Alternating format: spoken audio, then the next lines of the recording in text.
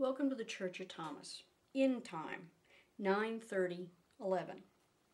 Now, with all the predictions they've been having recently, all of them failed, obviously, about the end time, I wanted to talk about this because in about a year and a couple of months, the Mayan calendar is going to kick in. Well, frankly, I don't believe any of it. God has made very specific claims to when the end times would be, and these are what was said. In Mark 13:32, no one knows about that day or hour, not even the angels in heaven, nor the Son, but only the Father. Be on guard, be alert, you do not know when the time will come. It's like a man going away. He leaves his house and puts his servants in charge, each with his assigned tasks, and tells the one at the door to keep watch. Therefore, keep watch, because you do not know when the owner of the house will come back, whether in the evening or at midnight, and when the rooster crows or at dawn. If he comes suddenly, do not let him find you sleeping.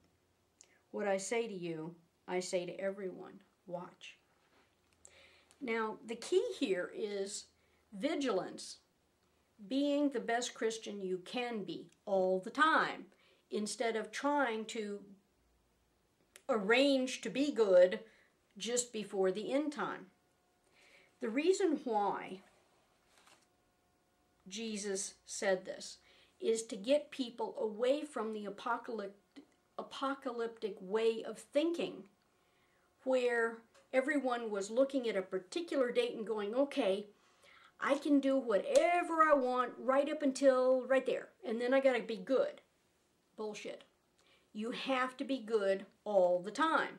Everyone falls down. Everyone messes up. I do all the time. But I don't do it thinking I still have time for the end time. When God closes this chapter, the chapter called Human Beings, we're not going to know.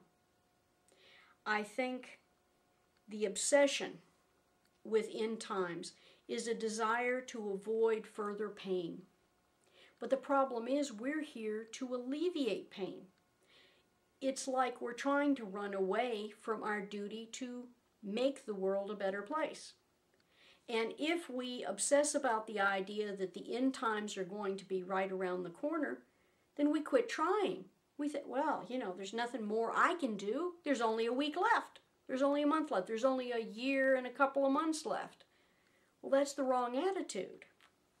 Jesus tried to get his disciples to take him at his word, that he did not know the time.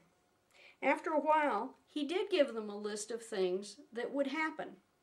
Now, ironically, this was hilarious because they are things that had happened throughout history in Jesus' time and are now starting to be hyped by the media because we have a worldwide media, which he did not have.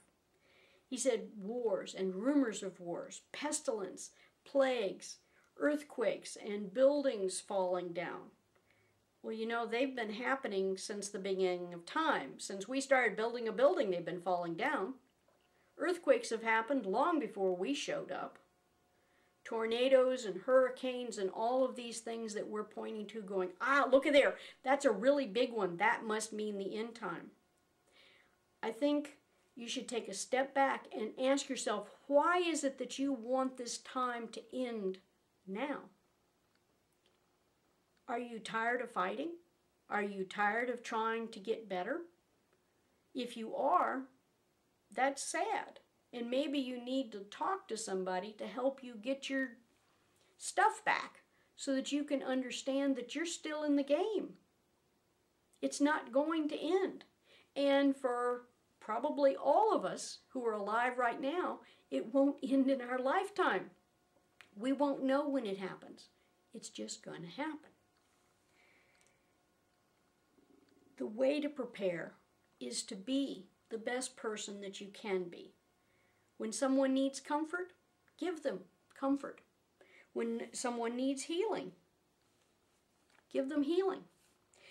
What was ironic was that Paul actually had to do some backpedaling, because when he went to the Gentiles and started preaching Jesus' sayings, basically what happened is they all went, oh, next Wednesday's the end of the world. They all quit their jobs. They quit being merchants. They quit being good slaves. They quit doing this. They quit voting. And he had to go back because everybody was starving to death and say, wait a minute, whoa, you need to get up and start doing what you need to do to make this a good life. Making it a good life doesn't necessarily mean ignoring the idea that the world might end, but what are you afraid of? God loves you. If you're doing the best you can, that's all that God has ever asked of you. God bless the whole world, no exceptions. Angel Eliza.